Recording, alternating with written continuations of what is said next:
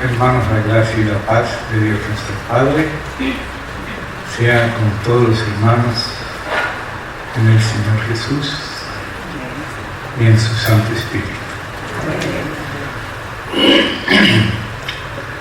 Vamos a volvernos un minutito al Señor. Vamos a orarle. Vamos a confiarnos en Él. Precisamos en todo del Señor, que ha prometido estar todos los días con nosotros hasta el fin del mundo. Aquí hay más que coro porque estamos más de 2 o 3 en su nombre. Entonces oremos al Señor. Querido Padre Celestial, te agradecemos en el nombre del Señor Jesús que hayas venido a buscarnos con Él, en Él y con tu Espíritu, y que a pesar de que nos hallaste muertos en delitos y pecados, nos hablaste tu palabra que es Espíritu y es vida,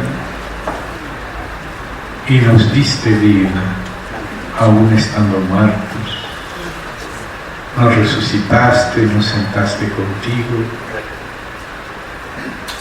nos regeneraste, hasta aquí nos has ayudado y sabemos que eres fiel y que tienes un propósito eterno para con los que te aman.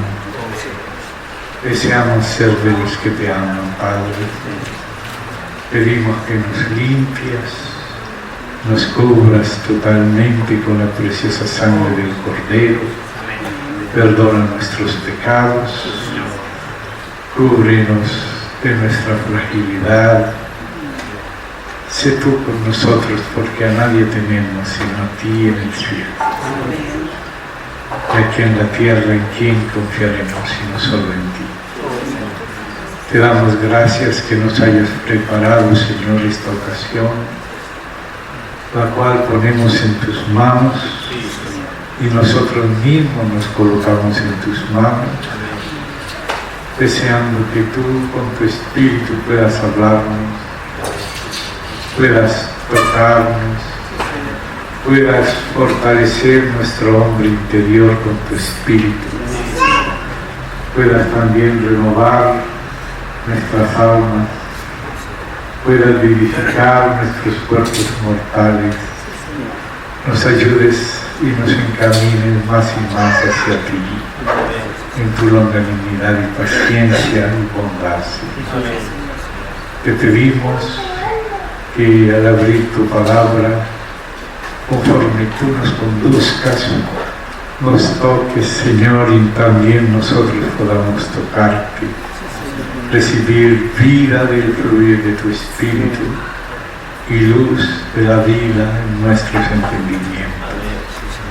Entregamos todo a ti, pedimos que nos guardes y defiendas, aún de nosotros mismos primeramente y del enemigo, y que seas tú nuestra porción, que sea nuestro escudo y que seas nuestro galardón.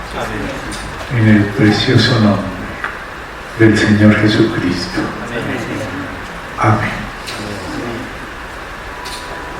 Hermanos, los que tengamos Biblia, vamos a procurar seguir en la Biblia algunas lecturas. Amén. Y vamos al último libro de la Biblia, el Apocalipsis. Y vamos a inicialmente al capítulo 1, Apocalipsis, inicialmente en el capítulo 1. Este libro tiene este siguiente encabezamiento que quizás todos recordamos de memoria. Vamos a leerlo. En este caso singular, la revelación o el Apocalipsis de Jesucristo, que Dios le dio para manifestar a sus siervos las cosas que deben suceder pronto. Y la declaró, esta palabra, la declaró, tiene una raíz, que es de donde viene semillón. De ahí de esa palabra viene semántica, ¿verdad? Y viene símbolo o señal. Y el sentido es que declaró la revelación de Jesucristo con señales. Por eso más adelante vemos que habla una primera señal, una segunda señal, una tercera señal, porque la revelación de Jesucristo fue declarada, en este caso, con señales. Este es un libro que providencialmente Dios lo colocó al final de la Biblia. Toda la Biblia, según nos enseña el mismo Señor Jesucristo, nos habla de Él. El Señor dice, cuando hablaba a los fariseos en una ocasión, vosotros escudriñáis las Escrituras pensando tener en ellas la vida eterna.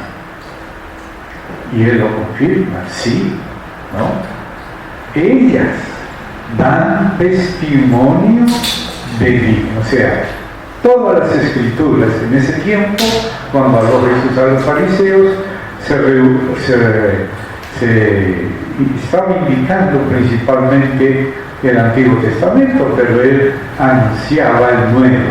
Y en el Nuevo se continuó esa revelación. Ellas nos hablan de Cristo. Nos dan la tipología, la preparación, la profecía, tanto de la primera como de la segunda venida. Y aquí Apocalipsis termina toda la Biblia y termina todo el Antiguo Testamento. Y como decía el Señor Jesús, que las Escrituras dan testimonio de Él con el objetivo de que vengamos no solo hasta las Escrituras, sino por las Escrituras vengamos hasta Él mismo para tener en Él vida. Por eso invocamos al Señor, porque sabemos que si Él, que era el Hijo que nunca pecó, y dijo, el Hijo no puede hacer nada por sí mismo, sino lo que le hace al Padre. Si eso dice el Hijo que nunca pecó, ¿cuánto más nosotros que constantemente estamos sujetos al pecado? Si no vivimos en su gracia, por su sangre y por su Espíritu, la carne a dónde nos llevaría sino a la muerte. Pero gracias a Dios que también, así como el Hijo vivió por el Padre, Él quiere que nosotros nos alimentemos de Él y vivamos por el Hijo. Y así como había dicho Él, que las Escrituras dan testimonio de Él para que nos alleguemos a Él. Y como dice Pedro, acercándonos a Él, somos edificados, casa espiritual, sacerdocio santo, para ofrecer a Dios sacrificios espirituales, agradables a Dios mediante o por medio de nuestro Señor Jesucristo. Y ahora toda esa Biblia se concluye con el Apocalipsis. Todo lo que comienza en el Génesis y se desarrolla a lo largo de la historia culmina en el Apocalipsis. Y Apocalipsis es precisamente eso, la revelación de Jesucristo. El Señor Jesucristo es el centro de toda la Biblia, porque es por medio de Él que conocemos la plenitud de Dios, nuestro Padre. Él se revela por el Hijo. Y también aquí, en esta revelación de Jesucristo, que es el título de todo el libro, y el libro que concluye el libro mayor, el libro del Apocalipsis que concluye la Biblia. Todo lo que empezó desde el Génesis y se desarrolla a lo largo de la Biblia, se concluye en el Apocalipsis. O sea que Apocalipsis como decía nuestro hermano Christian Shen, está como formado, como ligado, como si fuese una red. Tú tomas de un nudo de esa red y resulta que está ligado con muchos otros nudos, otros versículos, y un solo versículo tiene un montón de bases en toda la Biblia. Y cuando tomas uno de los nudos, llegas y levantas toda la Biblia, porque toda ella se concluye en el Apocalipsis. Y el Apocalipsis todo, como dijo Jesucristo, de la Biblia, que da testimonio de él. El Apocalipsis es la conclusión de la revelación del Señor Jesucristo, que Él es el mismo ayer, hoy y por los siglos, mas sin embargo también se revela progresivamente. Aunque Él es el mismo, Él no cambia, a Él no le podemos añadir nada, sin embargo cada vez se revela de manera más rica a lo largo de la Biblia y a lo largo de nuestra vida y de la historia de la Iglesia, sin sobrepasar la Biblia, sino abriéndola cada vez más. Este libro aparece al principio cerrado, como aparecía el libro de Daniel en su época. Mira, Daniel, estas palabras que oíste ahora al final están cerradas y selladas, pero no para siempre, sino hasta el tiempo del fin. Y nos damos cuenta que mucha de la base de Daniel está aquí en Apocalipsis también. Y no solo de Daniel. Tomamos Daniel como un ejemplo para mostrar a los demás. Entonces, este libro es la revelación de Jesucristo. Luego, ahí llegamos al capítulo, en el mismo capítulo, voy a leer desde el verso 11, allí donde dice escribe, amén, y voy a leer algo aquí. Escribe en un libro, y ese un libro es Apocalipsis. Y dice, escribe en un libro lo que ves. Esas son expresiones muy típicas que tomó del Señor Jesucristo el apóstol Juan. Constantemente él habla de lo que vimos y oímos esos ancianos. Y aquí él toma eso de las propias palabras que el Señor glorificado le apareció en medio de los 7 candeleros y le dice que escriba en un libro lo que ves. O sea, esta es la revelación de Jesucristo, y este libro ahora va a aparecer con varias secciones.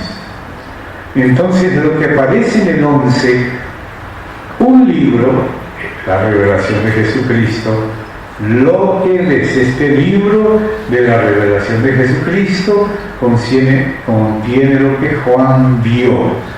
Y Juan vio la revelación de Jesucristo que Dios le dio, no solo para Juan, sino para todos sus siervos, incluso para el futuro, para toda la historia. Entonces luego, más adelante, hacia más abajo, en el verso 19, lo que ves se distribuye en 3 partes. El libro contiene lo que Juan vio, y lo que Juan vio todo, el libro tiene ese título, la revelación de Jesucristo, y luego explica más detalles de ello, ¿verdad? Y le llama aquí lo que ves. Pero luego, lo que ves se lo muestra en 3 secciones fundamentales y primeras, que luego se repiten en una segunda sección. Entonces la primera sección de lo que ves tiene 3 secciones que vuelven a aparecer en la segunda parte de lo que ves. Al principio el librito aparece en el inicio de Apocalipsis en el trono, cuando el Cordero asciende y se le entrega un libro, está sellado, como estaba sellado el de Daniel, pero no para siempre, sino para ser abierto en el tiempo del fin. Y así también el Cordero comienza a abrir el libro, y cuando llega al séptimo sello, descubre que el séptimo sello contiene 7 trompetas. Y cuando llega y ya está por tocar la séptima trompeta y el misterio completo ahora ser consumado en la séptima trompeta, que todas las 7 pertenecen al séptimo sello, el libro tiene 7 sellos, y al final, ya en el capítulo 11, el libro viene abierto.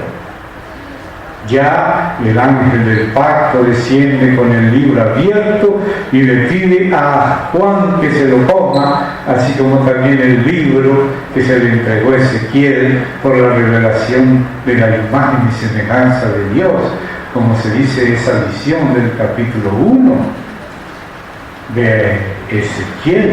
Allí también se le reveló el Señor a Ezequiel, y cuando él se acercó, porque fue llamado, y se postró, se le extendió la mano y se le entregó también un libro. Y él también se comió ese libro, y a raíz del libro que él se comió, profetizó 48 capítulos. 48 capítulos profetizó Ezequiel de lo que él se comió. Ahora aparece este libro en la mano del Cordero, con 7 sellos, cerrado, y nadie ni en el cielo, ni en la tierra, ni debajo de la tierra conseguía abrir ese libro, hasta que Juan lloraba, y uno de los 24 ancianos le dijo: Juan, no llores, el Cordero ha vencido. Y ese Cordero era el león también de la tribu de Judá, para abrir el libro. Y lo comenzó a abrir, y en ese libro estaba el secreto de la manera como Dios sometería todas las cosas a los pies del Señor Jesús. Cuando el Señor ascendió, fue porque el Padre le dijo: sube acá, siéntate a mi diestra, hasta que yo ponga a todos tus enemigos como estrado de tus pies. Él subió, se sentó, se le dio el libro, el único libro, y comenzó a abrirlo sello por sello. Cuando llegó al último sello, el último sello contenía 7 trompetas, y cuando llegó a la séptima trompeta, el misterio es consumado, y cuando se toca la séptima trompeta, todos los reinos del mundo vienen a ser para siempre, y no solo para el milenio, del Señor, el Padre, y de su Cristo, también el Señor. Dijo el Señor a mi Señor, el Señor Padre a nuestro Señor el Hijo. Amén. Y ese proceso de Dios sentar a su Hijo a su diestra y ponerle todas las cosas bajo sus pies y entregarle el libro al Hijo, y el Hijo pudo entender de parte del Padre, solo Él, que ese libro, nadie conoce al Padre sino el Hijo, ni al Hijo sino el Padre, y a quien el Padre y el Hijo lo quieran revelar, cada uno por su parte. El Padre nos revela al Hijo, y el Hijo nos revela al Padre, y el Espíritu glorifica al Hijo, para que nosotros demos fruto en el Hijo, para glorificar también nosotros al Padre. Entonces este libro, la revelación de Jesucristo, que aparece aquí como un libro de lo que ves. Lo que ves se subdivide en 3 partes que aparecen en el verso 19. Entonces vamos a saltarnos al verso 19. Escribe, ya es la segunda vez que dice, primero en el 11, escribe en un libro lo que ves. Escribe las cosas que has visto. Entonces lo que ves le ponemos como un corchete con 3 subdivisiones. Lo que ves es las cosas que viste, las cosas que son y las cosas que han de ser después de estas. Pero esas 3 cosas son el mismo libro de la revelación de Jesucristo. O sea que tenemos una revelación de Jesucristo en un primer nivel cristológico, cristocéntrico, que inclusive después veremos que debemos también decir evangelístico.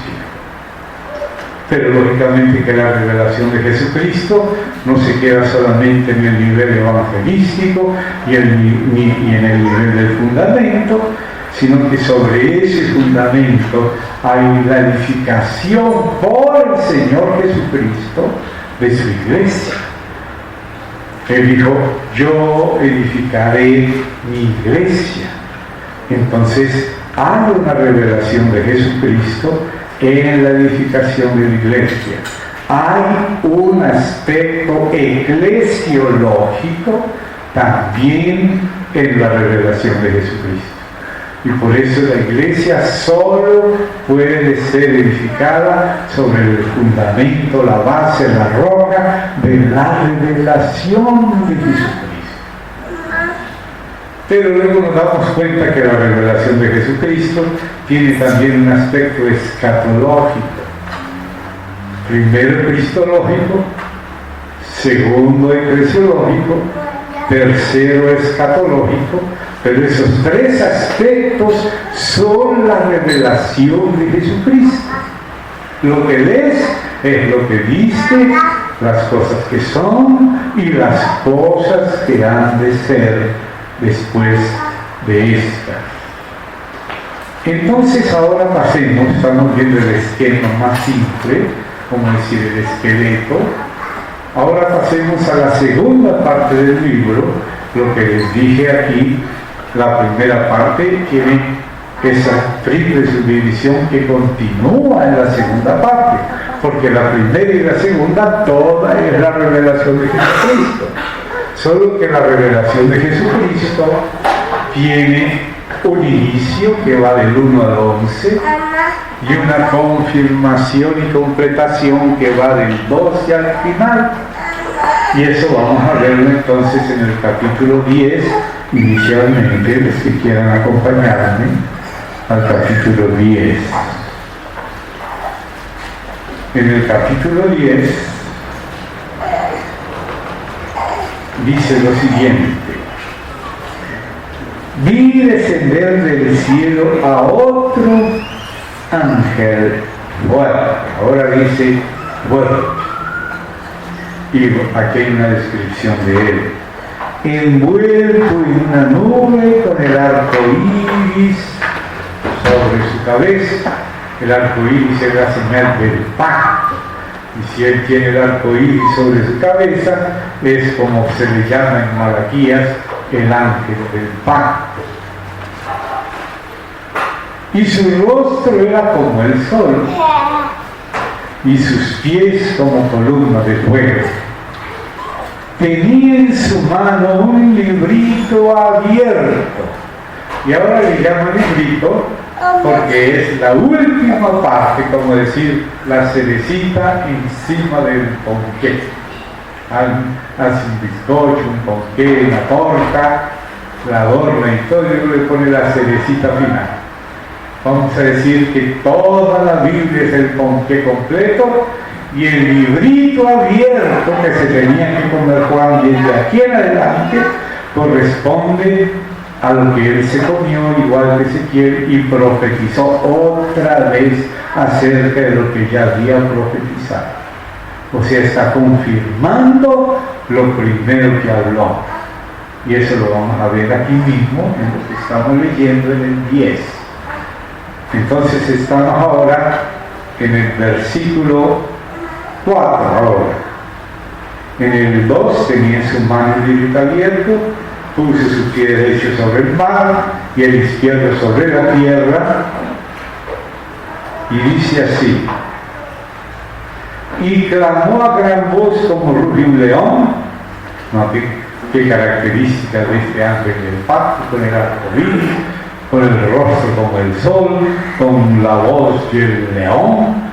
Y lo que habla son los truenos que nos hablan de la voz de Dios. Y dice: clamó a gran voz como ruge un león.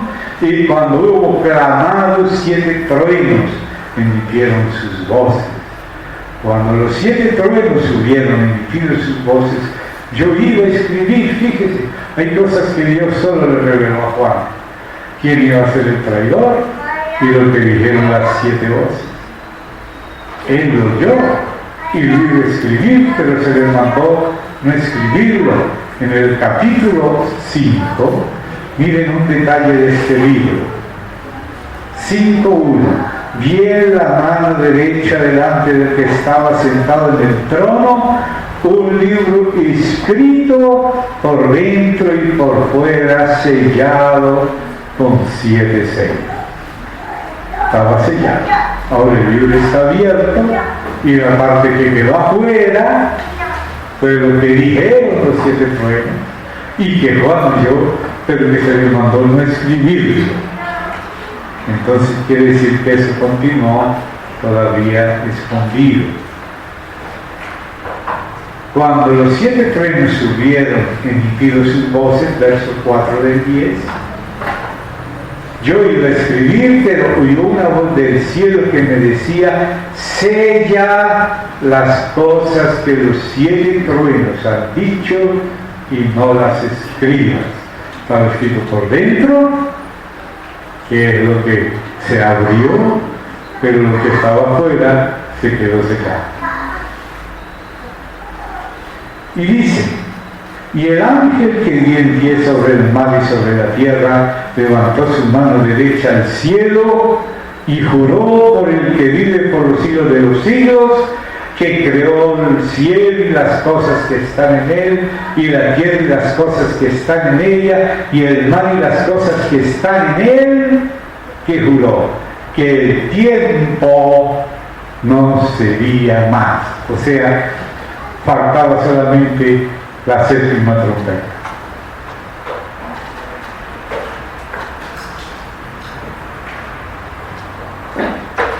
Y el ángel dice al final: el tiempo no sería más.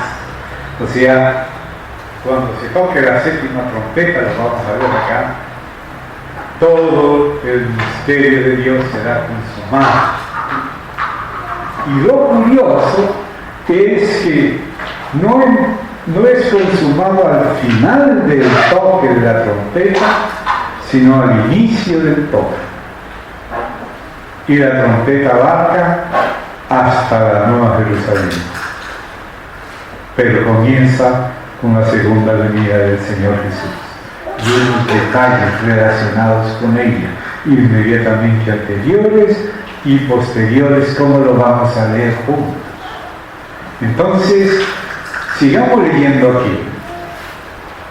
Y dice: sino que, o sea, en vez de que el tiempo normal de la humanidad continúe como siempre, no, sino que en los días, y ahí nos damos cuenta que la 7ª trompeta tiene muchos días. Por una parte, en el momento de la segunda venida de Cristo, que está incluido en la 7ª trompeta, pero al inicio, la segunda venida del Señor es en un abrir y cerrar de ojos en un momento.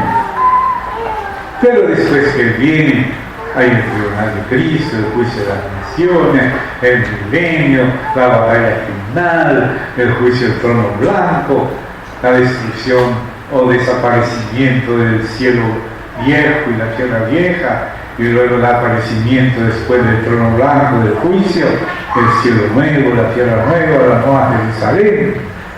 Todo eso abarca la 7ª trompeta. Por eso los días de la 7ª trompeta son varios. Por eso dice los días. Pero la venida del Señor es en un abrir y cerrar de ojos. Y por eso dice al comienzo. ¿Por qué? Porque mire lo que hará la 7ª trompeta. Dice así, acuérdese que todo este libro es la revelación de Jesucristo, que incluye lo que Juan vio, que es la revelación del Cristo glorificado, que aparece en el capítulo 1, los distintos aspectos de Cristo.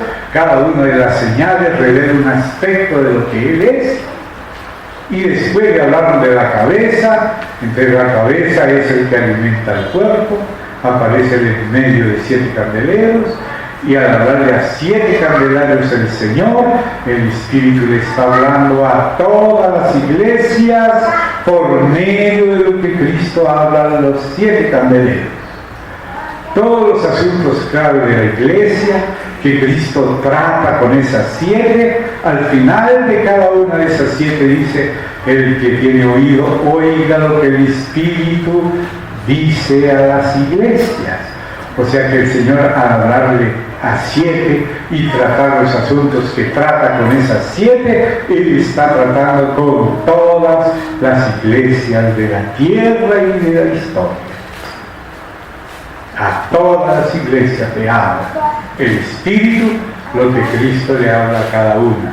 Porque cuando el Señor trata un asunto, trata con principios permanentes, porque Él no cambia y Él no hace acepción de personas.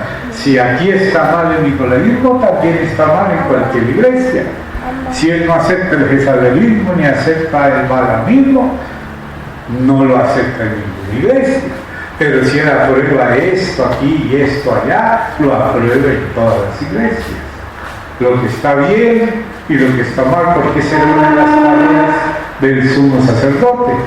Él tenía ese cinto por el pecho que nos habla de él como sacerdote, y el sacerdote tenía una tijerita que se llamaba despabiladera, para cortar la parte seca del pábilo que no es tan frío y que solamente echa humo y enrarece el ambiente. Entonces el Señor, aquello que está opacando la luz por medio de lo que no está ungido, sino lo que está seco, Él toma la despabiladera y quita ese pedazo seco y no lo sopla para que corra por todo el mundo, ¿no? Hay unos platillitos donde se pone así como si fueran las colillas de un cigarrillo que se fumó, se guarda en ese platito. Lo que no sirve no debe enrarecer el ambiente de la iglesia, menos el del mundo. Lo de la iglesia se trata en la iglesia, como dice el dicho popular: los trapos sucios se lavan en casa. Si tienes un problema con un hermano, tú y él solo, si es necesario 2 y 3 veces, como dice después Pablo, después de 1, 2 o 3 amonestaciones, recién ahí lo puedes pasar a 2 o 3 testigos. Y por último a la iglesia de su propia localidad. Ahí terminan los asuntos. Si el problema fue de 2 localidades, no tiene por qué soplarse esa ceniza para toda parte, ¿no? Tiene que tratarse en privado, ¿no? Para que no haga daño a otras iglesias, ni le dé leña al mundo para quemar a la iglesia, porque los pecados de uno se los atribuyen a todos. Si un pastor cae, es que esos pastores todos son ladrones y son fornicarios. No, todos no, hermano. Hay millones de mártires y santos en la historia de la iglesia, pero el mundo quiere echarle la culpa de todo. Y por eso dice: contra un anciano no admitas acusación, sino en boca de 2 o 3 testigos. Y luego se le reprende privadamente, y solo de 2 o 3 reprensiones privadas, si se ha demostrado ser cierto, porque el diablo siempre quiere destruir la reputación de los hermanos ancianos que sirven. Y por eso no hay que hacerle el juego a Satanás, oyendo y anticipándonos a juzgar sin conocer las cosas. Entonces, contra un anciano no admitas, Timoteo, acusación, sino en boca de 2 y 3 testigos. Y recién ahí, después de 1, 2 y 3 amonestaciones, si no se arrepiente, se le reprende en público para que los demás también teman. Y hasta ahí termina el asunto. Como no es el hombre el que constituye los ancianos, sino como dice en Hechos 19, El apóstol Pablo dice: el Espíritu Santo os ha puesto por obispos. Pero los obispos no son los que ponemos los hombres, sino lo que Dios mismo levanta entre nosotros, que después somos guiados a reconocerlo. Reconocer a los que trabajan entre vosotros y os presiden y os amonestan y los tengáis en mucha estima por causa de su obra, dice en Tesalonicenses capítulo 5. Entonces se pide a la iglesia reconocer, y no dice el nombre tal o cual, sino dice sus frutos. Reconocer a los que trabajan entre vosotros y os presiden y os amonestan y los tengáis en mucha estima por causa de su obra. Entonces es el Espíritu Santo el que los levanta, como dice también en Efesios el propio apóstol Pablo, cuando él habla del propio ministerio que él había recibido en el Señor, y él dice que fue por la operación de la gracia y también la operación del poder de Dios. O sea, ¿cómo fue que Dios hizo a Pablo ministro?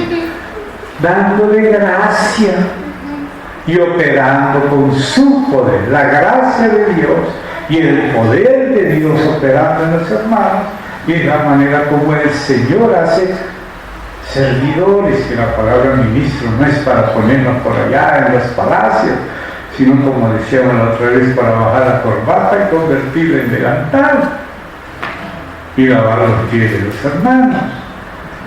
¿Ven? Entonces, por eso es el propio Espíritu Santo el que pone los ancianos. A veces nosotros imponemos las manos con ligereza, como dice el apóstol a Timoteo: Timoteo, no imponga las manos con ligereza, no participe de pecados ajenos. Porque si nosotros actuamos y nos adelantamos nosotros a subir y a bajar, no podemos subir los que nosotros queremos, sino reconocer los que el Señor bajó, porque la manera de subir en la casa de Dios es bajando. El que se humilla es el que será enaltecido. No nos exaltemos nosotros mismos, dejemos que el Señor lo haga. Entonces, si es el mismo Señor, como dice el Espíritu Santo, os ha puesto por obispo, ¿quién de nosotros tiene el derecho de destituir a los que el Señor colocó? No vemos destituciones de ancianos en el Nuevo Testamento. Si hay ancianos que pecan después de ser corregidos, se les amonesta públicamente para que los demás teman, pero destitución de lo que el Señor constituyó, ni siquiera David se atrevió a desconstituir a Saúl, aunque él pecó, sino que esperó que Dios lo librara de Saúl. Pero cuando él se atrevía a tocarle la capa, se perturbó David, porque era un hombre conforme el corazón de Dios, que conocía el gobierno de Dios. Entonces, hermanos, los ancianos pueden ser corregidos, pero no destituidos, porque pueden levantarse otra vez. Tenemos dos casos iguales, los que Pablo menciona, de aquellos que pecan y que entonces son llamados en privado, amonestados en privado 1 y 2 veces por aquellos hermanos que eran obreros, que los conocían desde el principio, que cooperaron en el reconocimiento, que enseñaron a la iglesia a reconocer a los que trabajan entre vosotros. Pero el que los constituye, el que los puso por obispos, es el Espíritu Santo. Y que a veces somos nosotros los que ponemos. Se nos dice cuando se le amonesta a Timoteo, no imponer con ligereza las manos, porque las manos no son las que constituyen. El que constituye es Dios, y la imposición de las manos es solo un reconocimiento a lo que Dios ha hecho, no parte de nosotros. Cuando le dijo el Espíritu Santo a los compañeros de Pablo en Antioquía, le dijo: apartadme, o sea, sepárenlos para mí, a Bernabé y a Saulo para la obra que yo los he llamado. O sea, Dios le mandó a los compañeros, que eran 5, dejar en libertad y enviar a estos para una esfera más amplia que Dios los envió. Y fue el Señor el que les mandó eso a los compañeros, que dejaran libres de las cuestiones solamente locales y permitieran a los que el Señor llamó antes de decir esto a ellos, y los que el Señor mandó y preparó desde el principio. Él ya los había escogido para eso. Desde el inicio ya le dijo a Ananías: instrumento escogido es este para llevar mi nombre ante los reyes y los gentiles. Entonces, en lo que Dios constituye, la mano humana debe retirarse, aunque haya sido Saúl, aunque haya sido Nerón, porque a veces Dios pone personas para enseñarnos y corregirnos. Yo creo que David aprendió a ser un buen rey porque le tocó sufrir de lanzazos de Saúl. Entonces él seguramente, que no quería ser como fue Saúl con él, tuvo que aprender a ser un buen líder, sufriendo lanzazos, desprecios de Saúl. Y cuando Dios probó a David, se lo puso en las manos, así como le pasó a Can, que fue probado y vio a su padre borracho y llamó a sus hermanos a burlarse de él, pero los otros hermanos no participaron, ni siquiera quisieron mirar, sino que cubrieron a su padre, y todo el daño que causó a su descendencia esa actitud.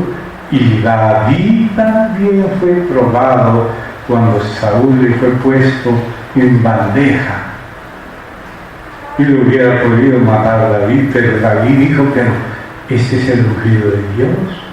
Dios lo puso, quizá no concordemos con lo que esté haciendo, pero Dios lo puso y lo respetó. Cuando le quitó la capa para mostrarle que había podido matarlo y no lo hizo, se turbó David de haberse atrevido a cortar un pedazo de la capa a Saúl. Después Saúl se agarró de la capa de Samuel, y también la capa de Samuel se rasgó, y Dios le hizo entender a Samuel ese presagio: así como se rasgó la capa de la que te agarraste, así Dios rasgó tu reino y lo ha dado a otro mejor que tú, y se lo dio a David. Pero aún David, aunque Dios se lo dio, esperó 7 años en Hebrón hasta que fuera convidado por los otros sobre los cuales tenía que servir David a Dios. Pero si ellos no lo llamaban, él se quedaba afuera, esperando 7 años en Hebrón, hasta que ellos dijeron: pero David, ¿qué haces tú en Hebrón? ¿No te puso Dios a reinar sobre las 12 tribus de Israel, desde Jerusalén? Ven, ¿qué haces allá? Entonces ahí él fue, porque la verdadera autoridad del Señor no se impone por la fuerza, sino que se reconoce en la conciencia. Y por eso nosotros no debemos irnos más allá e imponer las manos con ligereza, sino que debemos reconocer los frutos. Reconozcáis, os rogamos, hermanos, Pablo, Silvano y Timoteo, ruegan a la iglesia en Tesalónica que reconozcan a los que trabajan entre ustedes. No dio nombre propio, dio características de los que Dios ha puesto como ancianos. Son los que trabajan entre vosotros, los que os presiden, los que os amonestan, cuya obra es preciosa y ha sido beneficiosa para todos nosotros. Entonces fue Dios el que los puso. Entonces nosotros no podemos destituir a los que Dios colocó. Ahora, si somos nosotros los que los colocamos, pero ¿será que la autoridad nuestra es suficiente para gobernar la iglesia? Tiene que ser la de Dios, la de Dios.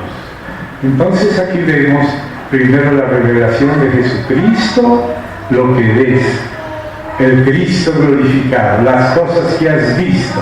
Lo primero es Cristo glorificado, ahí están todas las señales de Él. Pero después Él se administra a la iglesia. Entonces las cosas que ves son primero las que viste, que son cristológicas, el aspecto puramente cristológico, conocer al Hijo por revelación del Padre y glorificación del Espíritu Santo. Ahí sobre esa roca el Hijo edifica la iglesia en la medida que le hereda al Señor Jesús. Y la revelación primeramente muestra sus detalles. Aquí nos demoraríamos mucho, yo sé que el tiempo es corto, que hay compromisos acá. A ver si me olvido, me disculpan hermano, voy a procurarlo más rápido. Entonces después viene el aspecto eclesiológico, las cosas que son, las que dice lo primero es la centralidad del Hijo, glorificado, lo cristológico, sacerdote, rey, profeta y otros de más trabajo, ver maestro, y que murió y resucitó y es el Señor, estuve muerto, lo que aparece todo junto, todas las credenciales cristológicas que aparecen simbolizadas en la primera parte del libro, en el capítulo 1, después aparecen distribuidas cuando Él le habla a las iglesias. Según lo que necesita la iglesia, Él le muestra un aspecto. El problema que tenía Éfeso era que podía perder el candelero. Entonces el que le habla, que es el mismo que le habla a las otras, pero a Éfeso, que corre el peligro de perder el candelero, le dice el que tiene los 7 candeleros, o sea, la plenitud de ellos, el que no quiere perder ninguno, le dice que sea fiel, que vuelva a lo que perdió, que es el primer amor, y si no, quitaría su candelero. Y hermanos, lo triste fue que no solamente el candelero de Éfeso fue quitado, sino que el propio Éfeso, la ciudad que es peor que el candelero, porque el candelero no era lo peor, era lo mejor que había, pero al perder la centralidad de Cristo, ¿de qué sirve el candelero sin luz? Solamente metal, pero que no ilumina. Quitaré tu candelero si no tuvieres arrepentido. Has dejado tu primer amor. Entonces el Señor quitó el candelero y usted va a Grecia y tampoco existe la ciudad donde estaba el candelero, porque no sobrevivió el candelero, va a sobrevivir la ciudad, que es peor. Si lo mejor que había en la ciudad era la iglesia. Pero la iglesia dejó de ser fiel a Cristo y él ya no se sintió bien representado por ella. Le dijo cuáles eran los problemas y le amonestó para que como iglesia se arrepienta. Y como no se arrepintió, se acabó la iglesia en Éfeso y también se acabó Éfeso. Solamente las 2 iglesias que el Señor no reprendió, la de Esmirna y la de Filadelfia, permanecen hasta hoy día esas iglesias, pero las otras 5 ya no existen. La Odisea, la última, que representa el tiempo del fin, fue barrida por un terremoto terrible y nunca más se levantó la Odisea. La Odisea no le gustó el Apocalipsis y hasta el siglo VI no incluyeron el Apocalipsis en el canon que ellos estudiaron, pero igual la sentencia del Apocalipsis que despreciaron vino sobre ella. Entonces el Señor, después de revelarse Él Él le habla a todas las iglesias por medio de estas. Y eso, el tratamiento, el Señor dispensándose, fortaleciendo el espíritu del candelero, quitando lo que echa humo y dejándolo puro,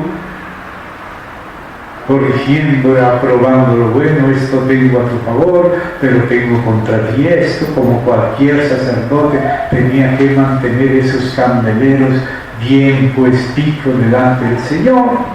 Entonces el libro de lo que ves se convierte en lo que dice. La revelación de Jesucristo es lo cristológico, las cosas que son, la revelación, el dispensarse de Cristo a las iglesias y el Espíritu por esas 7, a todas. Ese es el aspecto eclesiológico de la revelación de Jesucristo. El mismo Jesucristo de la Trinidad, el Hijo de Dios, el Verbo que estaba con Dios y era Dios antes de la fundación del mundo.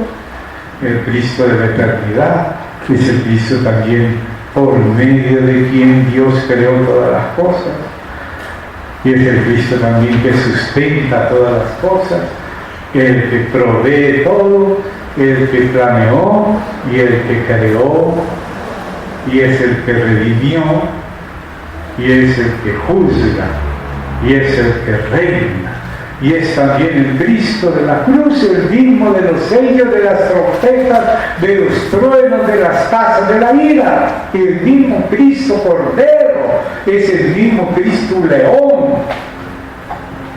Y también es el Cristo que se forma en la iglesia, el varón perfecto. El que habla claramente en 1 Corintios 12:12, cuando hablando del cuerpo de Cristo, dice: así como el cuerpo, siendo uno, tiene muchos miembros, así también diría uno la iglesia. Pero Pablo no dijo la iglesia, lo que le puso el Espíritu fue: así también Cristo. Cristo es como un cuerpo, dice Pablo, que tiene muchos miembros. Ese es el aspecto eclesiológico de la revelación de Jesucristo. Cristo formado en la iglesia conformada a la imagen del Hijo de Dios. Hagamos al hombre, no es a cada uno solamente, sino a ese hombre genérico, corporativo, que los muchos hombres rechazaron y se volvieron viejos hombres, pero los viejos que fueron crucificados con Cristo y recibieron a Cristo y nacieron de nuevo, ahora son la iglesia. Y la iglesia es el nuevo hombre que va a cumplir lo que Dios dijo: hagamos al hombre a nuestra imagen, conforme. Eso duele, esa conformación, pero hagámoslo conforme a nuestra semejanza. Y señoré donde estaba vagando el diablo, señoreando también el príncipe de la potestad del aire. No es el que tiene que reinar entre las aves del cielo, sino ese hombre corporativo. Y no es Abadón el que tiene que reinar en los abismos, en los mares, entre los peces del mar. No, es el hombre corporativo, la imagen de Dios, que lo contiene, lo representa y señorea donde está Abadón, Apolión, y de ahí va a salir a castigar a los que le adoran, pero no puede tocar a los que tienen el sello de Dios vivo. Entonces el Señor es el Cristo de la cristología y de la eclesiología, la formación de Cristo en la iglesia, y el Cristo de las cosas que han de ser después de ella, el Cristo de la escatología, así como dice el misterio en Colosenses. Dice cuál es el misterio revelado a los santos. ¿Cuál es? Dice que es Cristo. Debajo de esas palabras cabe todo eso que estamos diciendo. El Cristo de la Trinidad, de la eternidad, de la planeación, de la creación, de la providencia, del sustento, de la revelación, de la redención, del juicio, del reino. También es el Cristo de la iglesia y es el Cristo del futuro. El Cordero es también el león, Los sellos están en su mano, las trompetas, las tazas de la ira. Es la ira de Dios, justa y santa, porque derramaron la sangre de los santos, ellos van a beber sangre, porque les gusta la sangre. Dios es justo, dicen los ángeles. Justo eres, Señor, dicen los ángeles. Cuando empieza Él a convertir los ríos en sangre, ya ha contabilizado más de 40 ríos convertidos en sangre que salen en internet. Más de 40 ya. Y todavía no ha empezado ni siquiera la sexta taza ni la primera. Y sin embargo ya van 40. Entonces el tercer aspecto de Cristo es el Cristo escatológico. Las cosas que viste, las cosas que son la eclesiológica y las cosas que han de ser después de esta. Y lo vio a la diestra del Padre, ardiendo los sellos. Y luego en el séptimo mandando tocar las trompetas. Y primero tocaba solo los elementos, quemando los árboles, y el primero. Una primera trompeta, una tercera parte de los árboles es consumido. Y después vienen también los ríos, la tercera parte. Las trompetas son solo la tercera parte, y las 4 primeras no tocan al hombre, sino las cosas. Tocan a los árboles, después tocan a los ríos, tocan al mar. En la cuarta toca una tercera parte de la luz del sol, una tercera parte de la luz de la luna y de las estrellas, y recién a partir de la quinta, sexta y séptima trompeta toca a los hombres directamente. Con la quinta trompeta cae esa estrella de Satanás, se le da, porque no es el que tiene la llave del infierno, la tiene Cristo, pero le da permiso al diablo de que salgan aquel Abadón y aquellos ángeles que están presos en el Tártaro, híbridos, como lo describe claramente Pablo, Juan, y salen a atormentar a los que los tienen a ellos por dioses, porque lo que los gentiles quieren por dioses, dice Pablo, son demonios. Y por 5 meses torturarán a sus adoradores, y ni aún así ni se arrepentirán, ni dejarán de adorar a los demonios, pero algunos sí. Que es la misericordia de Dios. Uno diría: Señor, ¿por qué permites algo tan terrible? Para que no vayan a algo más terrible. Porque si aquí están vivos en la tierra, y por padecer de los que habían adorado, como los egipcios tuvieron que padecer de sus dioses, que se devolvieron plagas en el día de Moisés, entonces tienen la oportunidad de arrepentirse, que es lo que Dios buscaba. Pero ni aún así algunos se arrepintieron. Pero Dios le dio 5 meses en las manos de esas criaturas híbridas, malvadas, horrendas, atormentando a los que hacen pacto con ellos, que les dé dinero, que les dé fama, que los ponga entre las élites de la tierra. Eso es lo que la gente hace, haciendo pactos con el maligno, que les salen muy caros esos pactos.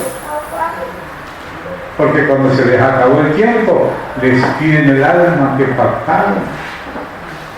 El Señor no dejará que mueran, pero permitirá que sufran de ellos, para ver si se arrepienten y aprenden cordura y salen de su locura. Esa es la parte buena de la gran tribulación, hermanos, que una multitud incontable de toda tribu, pueblo, lengua y nación saldrá de la tribulación lavando sus ropas en la sangre del Cordero. Eso es lo bueno. No nos alegramos del sufrimiento de nadie, pero Dios, si no se le oye a las buenas con el caballo blanco, que mandaba el rojo de la guerra, y si no se arrepiente con la guerra, viene el del hambre, y si no se arrepiente con el hambre, ahí ya se van al otro lado, a la muerte y al Hades, que le sigue. Y al final, el trono blanco, la muerte entregará a los muertos que había en ella, y también el Hades y antes de ellos el mar. Los del mar no van al lago de fuego, pero los que son entregados para la muerte y el Hades, esos sí van al lago de fuego. Estoy citando en memoria Apocalipsis 20, antes de llegar al 21. Los últimos versos, la parte de abajo de Apocalipsis 20.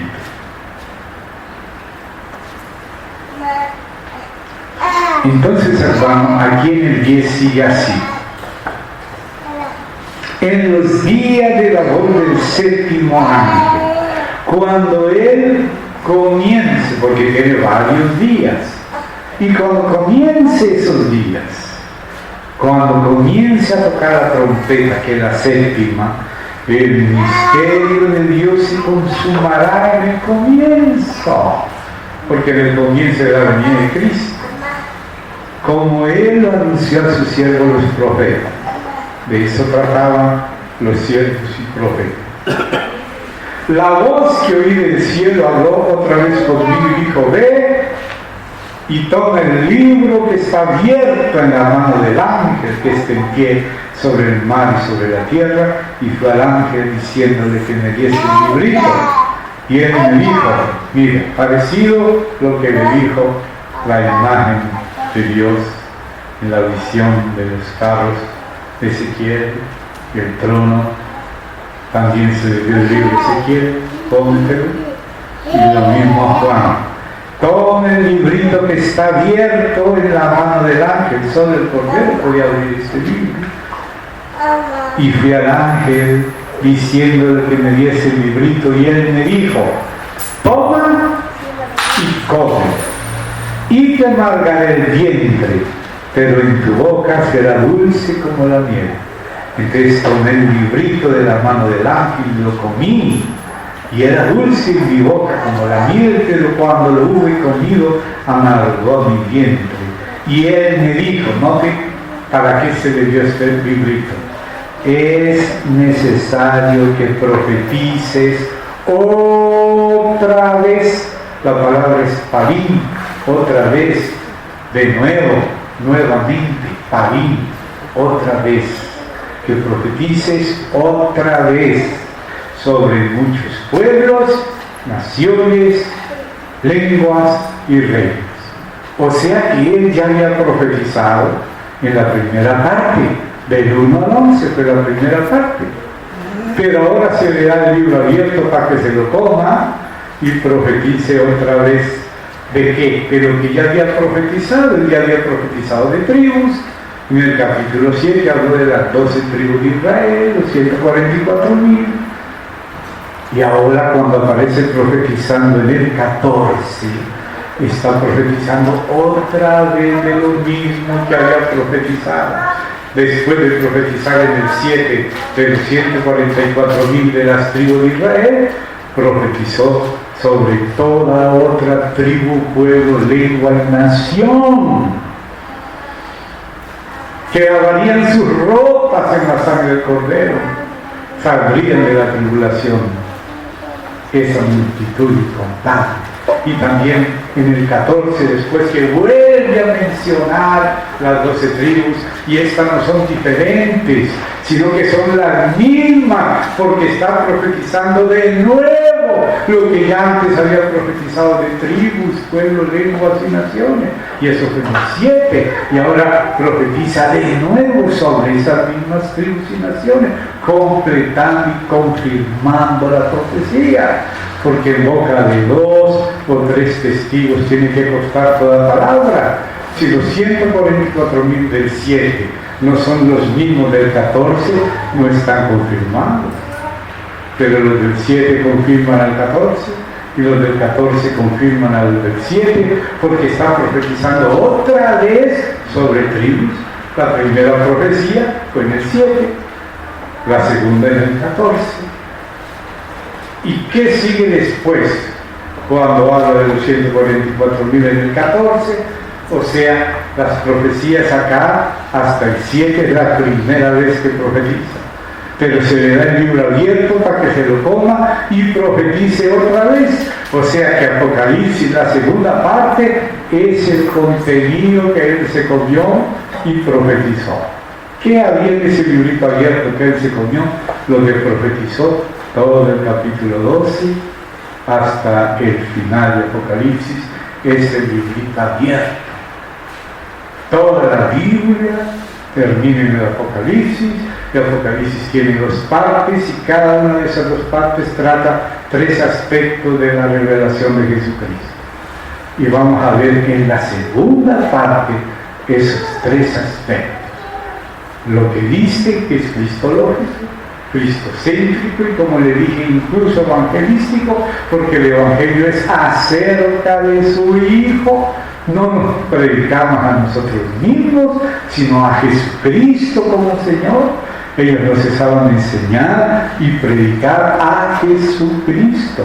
No predicamos modelos nuestros, predicamos a un Señor que no somos nosotros, sino Jesucristo.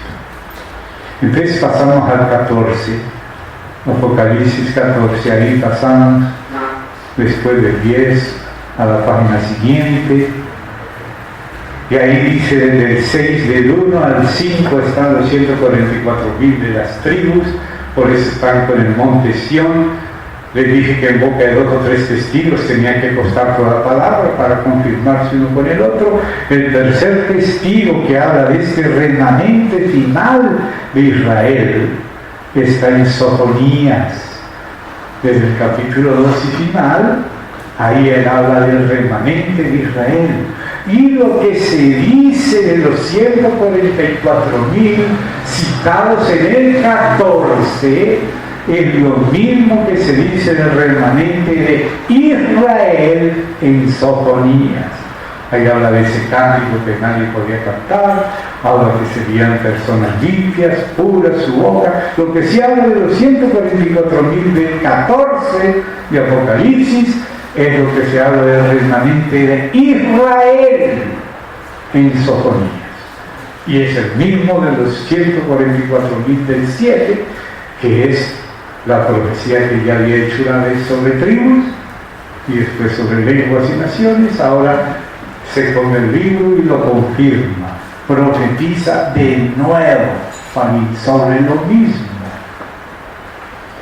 Y entonces, así como vimos en el 1, al inicio de la primera parte, las 3 partes de la revelación de Jesucristo, lo que dice el Cristo glorificado, las cosas que son la edificación de la iglesia y las cosas que han de ser después de estas, el aspecto escatológico.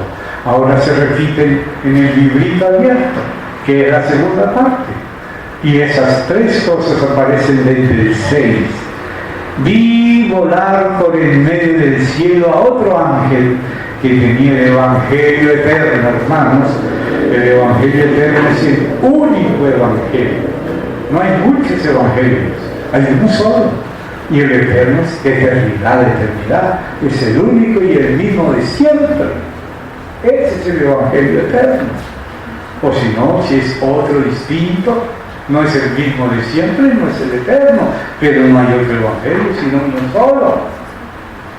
Porque la gracia y el reino son 2 caras de una misma moneda. Entonces el evangelio eterno es acerca del Hijo y es el primer ángel. Aquí aparecen 3 énfasis celestiales, 3 mensajeros cruzando el cielo y anunciando a oídos de la tierra a nuestros oídos cuál es la carga del cielo, para que sea la carga nuestra en el tiempo del fin. Y la carga sigue siendo evangelística, hermano. Sigue siendo cristocéntrica, porque el evangelio de Dios es acerca de su Hijo, como dice Romanos al inicio. Entonces dice aquí, amados, ya voy terminando, dice, el Evangelio eterno para predicar a los moradores de la tierra, a toda nación, tribu, pueblo, lengua y pueblo. Así como dice el Señor Jesús, que antes que venga el fin, tiene que ser predicado lo que Él está hablando en ese capítulo escatológico de Mateo 24 y 25, complementado por Marcos desde el 13, Lucas desde el 21, y está profetizando del fin, y está profetizando esas cosas que suceden más desarrolladamente explicadas en Apocalipsis, fueron introducidas en ese discurso 2 días antes de la Pascua del Señor Jesús. Por eso se le llama el pequeño Apocalipsis sinóptico, o sea que aparece en los evangelios sinópticos de Mateo, Marcos y Lucas. Trata de las mismas cosas que habla en Apocalipsis mayor del fin. Jesús ya lo introduce antes y después se le aparece a Juan y lo desarrolla más. Entonces dice: temed a Dios y dale gloria, porque la hora de su juicio ha llegado. O sea que en la hora del juicio hay que predicar el Evangelio eterno. Aunque haya llegado el juicio, hay que seguir predicando. Adorar a aquel que hizo el cielo y la tierra, el mar y las fuentes de las aguas, no al anticristo, sino al Creador. Entonces ese es el aspecto evangelístico, cristocéntrico y cristológico del librito abierto, del énfasis celestial para el tiempo del fin. Pero no podemos solamente tener el énfasis evangelístico, pero tampoco nos puede faltar. Y ese es el mensaje que va primero, es evangelístico, cristocéntrico y cristológico, lo que Cristo es y lo que ha hecho. Y ahora sí viene la parte eclesiológica, como aparecía ya, las cosas que son Cristo administrándose a la iglesia, y cuando Él se administra y el candelero es formado, hermanos, como en la visión de Daniel, a la luz del candelero fue juzgada Babilonia. Nene, tekel parsin. Cuando el candelero perfecciona su testimonio, como dice el Señor por Pablo, ya termino, dice: estando prontos para castigar toda desobediencia, cuando vuestra obediencia fuere perfecta. Cuando la obediencia del candelero sea perfecto, porque Dios primero corrige a sus hijos fieles, entonces a la luz del candelero que se lo había robado Babilonia y estaban alumbrando sus orgías, ese candelero alumbró la pared, si lo leen con cuidado ahí, y apareció el juicio a Babilonia que se leyó a la luz del candelero, así como el arca sirvió de testimonio para el juicio en el diluvio. Los que estaban en el arca fueron salvos, los que no fueron perdidos. Entonces, ¿qué dice aquí el segundo ángel? 14:8 Apocalipsis: otro ángel le siguió, o sea, al evangelio, al fundamento le sigue la edificación, y la verdadera edificación del cuerpo a la luz del candelero según el modelo que Dios reveló en el monte. A la luz del candelero se juzga a Babilonia. Entonces aparece acá: ha caído la gran ciudad, porque ha hecho beber a todas las naciones del vino del furor de su fornicación. Ese es Babilonia. Entonces, ese segundo mensaje es un mensaje eclesiológico de la revelación de Jesucristo. Cuando Cristo se forma el candelero, queda comparada, contrastada Babilonia, y se ve la diferencia entre los que sirven a Dios y los que no le sirven. Y ahí Babilonia cae bajo juicio. Y por eso cuando termina de las copas, habla del 17 y 18 y comienzo del 19, hablando de la caída de Babilonia. Y después de la caída de Babilonia, en el inicio del 19, se dice: llegaron las bodas del Cordero, no antes. Las bodas del Cordero llegan en el 19, después del juicio de Babilonia. Ahí Dios le hace justicia a sus profetas, a sus apóstoles, a sus santos, como lo dice la misma Babilonia que habla el 17, tiene las frases en el 18. Cuando tú lees con cuidado el 17, porque en ese tiempo no había ni 17 ni 18, eso lo pusieron los arzobispos de Canterbury, los capítulos en el siglo XII, los versículos en el siglo XIV, la visión es una sola. Todo el 17, el 18 y primera parte del 19 es una sola película, una sola idea, y la confirmación. Si usted ve con cuidado el 17, ve que frases del 17 aparecen en el 18, confirmando la identidad de la misma Babilonia. Describe a la Babilonia y entonces juzga a esa misma Babilonia y entonces pide a los ángeles y a los santos que glorifiquen a Dios porque juzgó a Babilonia. Entonces llegó la boda del Cordero en el 19. Y después viene el tercer aspecto del mensaje, ahora es el escatológico, desde el 14:9. Y el tercer ángel lo siguió diciendo, note, uno sigue al otro. No podemos enfatizar lo del anticristo primero. Primero lo de Cristo, segundo lo de la iglesia, lo de edificar y lo de examinar, lo de darle el doble a Babilonia, porque hay que dárselo, porque Dios nos manda de la copa que ella le dio de beber, darle de beber a ella, darle a ella el doble, pagarle el doble según sus obras.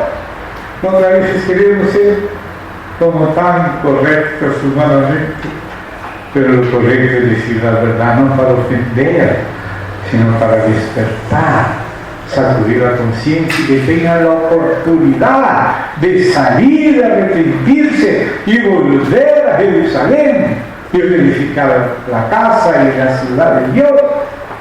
Y si los atalayas no hablan, se nos va a demandar la sangre de aquellos a quienes teníamos que haber hablado.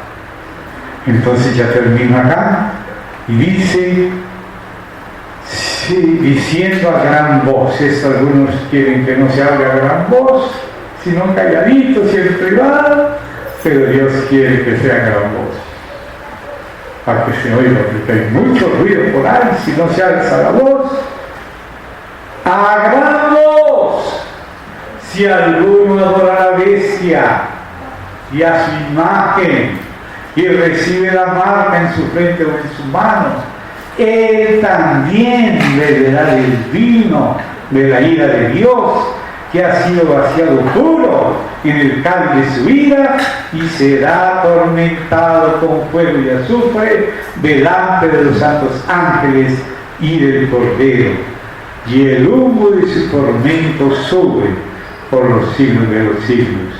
Y no tienen reposo de día ni de noche los que adoran a la bestia y a su imagen, ni nadie que reciba la marca de su nombre. Entonces aquí dice, aquí está la palabra de la paciencia. Note que la palabra de la paciencia no se puede interpretar solo con Apocalipsis 3:10, sino desde el principio en Mateo 24. La palabra de la paciencia es la misma de la perseverancia, es la misma palabra en el griego, una sola palabra, hipomené. Hipomené es paciencia, hipomené es perseverancia. Y la verdadera perseverancia es hasta el fin. Y nos lo dice en un contexto de 3 colores y alertas. Alerta amarilla, habla de guerras, habrán falsos profetas, pero no os turbéis, todavía no es el fin. Es apenas alerta amarilla.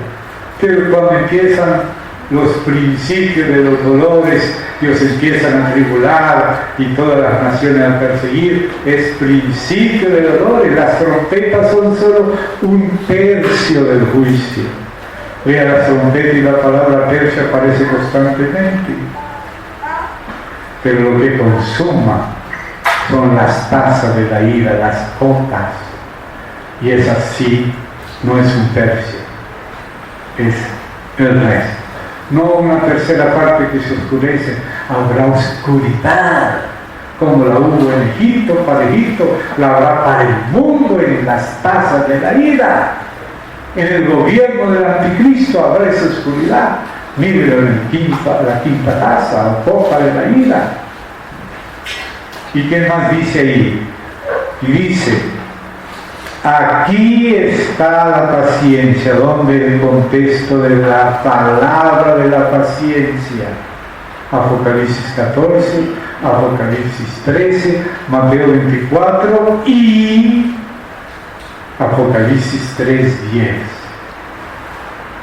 La palabra de la paciencia no es solo Apocalipsis 3:10.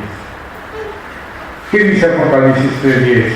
Por cuanto has guardado la palabra de mi paciencia, yo también te guardaré de la hora de la prueba que ha de venir para probar el mundo entero. En estos días tuvo un ataque al corazón nuestro queridísimo hermano Delcio Miguel. No sé si ustedes recibieron la noticia, que está en la UTI en la ciudad de Campinas. El Señor se está llevando muchos hijos antes de lo peor que se viene. Es bienaventurado morir con Cristo antes de todo eso, y también es bienaventurado permanecer hasta la última hora. Son dos bienaventuranzas. A uno les toca uno y a otro les toca la otra. Entonces dice acá, aquí está la paciencia. En el 13 donde aparece esa frase, cuando describe al anticristo en la bestia que sube del mar, e inmediatamente antes de hablar de la otra bestia que sube de la tierra y que salía de la primera, en ese contexto dice, aquí está la paciencia y la fe de los santos. Ese es el contexto completo de la palabra de la paciencia. Apocalipsis 13, Apocalipsis 14, 24 de Mateo, y ahora sí el 3:10. Pero el 3:10 dice a los vencedores, ya no solo el 10, sino toda la continuación del 10 hasta el final del mensaje a Filadelfia, que la recompensa que le dará el Señor a los vencedores de Filadelfia es que los pondrá como columnas en el templo de Dios y nunca más saldrán de allí, y escribirá sobre ellos el nombre de su Dios, el nuevo nombre del Señor y el nombre de la ciudad de la nueva Jerusalén. Eso es a los vencedores de la iglesia en Filadelfia, que después el Espíritu Santo se lo aplica a todas las iglesias. ¿Y qué dice y termina? ¿Qué dice Apocalipsis 15, 7 y 8? No necesita pasar la página, estamos en el 14. Dice así: y uno de los 4 seres vivientes, 15:7, dio a los 7 ángeles 7 copas de oro lleno de la ira de Dios que vive por los siglos de los siglos, y el templo se llenó de humo por la gloria de Dios y por su poder, y nadie, hermano, nadie es nadie. Nadie podía entrar en el templo hasta que se hubiesen cumplido las 7 plagas de los 7 ángeles. Nadie podía entrar en el templo hasta no cumplirse las 7 plagas. De hecho, en la 6ª taza, que es Armagedón, todavía el Señor sigue hablando de que va a venir como ladrón, porque no ha venido ni siquiera en Armagedón. Léalo conmigo, no sino que pase una página y usted lo verá.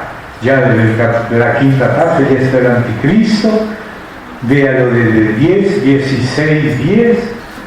El 5º ángel derramó su copa sobre el trono de la bestia y su reino se cubrió de tinieblas, ya no es un tercio, y mordían de dolor sus lenguas y blasfemaron contra el Dios del cielo por sus dolores y por sus úlceras y no se arrepintieron de sus obras.